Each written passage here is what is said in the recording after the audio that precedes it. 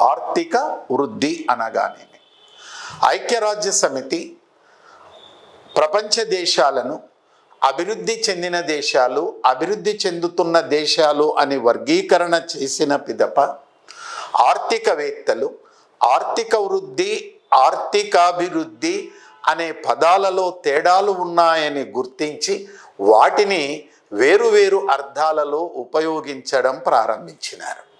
ఇలాంటి నేపథ్యంలో మనము ఆర్థిక వృద్ధి అనే దానిని గురించి స్పష్టంగా తెలుసుకోవలసిన అవసరం ఉంది.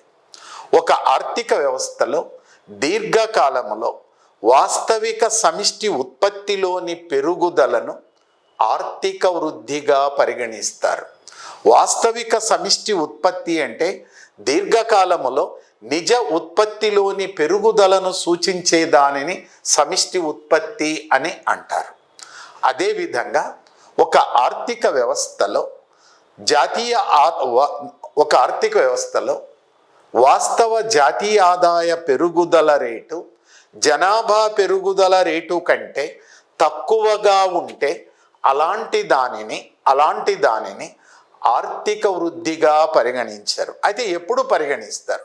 ఒక ఆర్థిక వ్యవస్థలో దీర్ఘకాలంలో నిజ జాతీయ ఆదాయ పెరుగుదల రేటు జనాభా పెరుగుదల రేటు కంటే అధికంగా ఉంటే దానిని ఆర్థిక వృద్ధిగా పరిగణిస్తారు.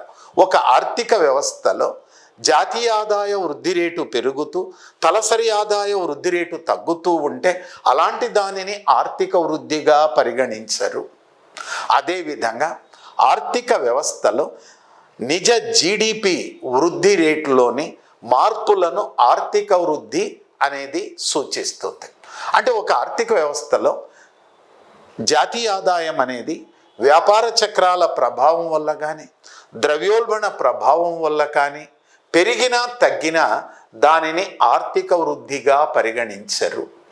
కనుక ఆర్థిక వృద్ధి అంటే దీర్ఘకాలంలో వాస్తవ జాతీయ ఆదాయం క్రమేపీ పెరుగుతూ ఉంటే దానిని ఆర్థిక వృద్ధి అని అంటారు. ఒకవేళ జాతీయ ఆదాయ వృద్ధి రేటు పెరుగుతూ తలసరి ఆదాయ వృద్ధి రేటు తగ్గుతూ ఉంటే దానిని ఆర్థిక వృద్ధి అని అనరు.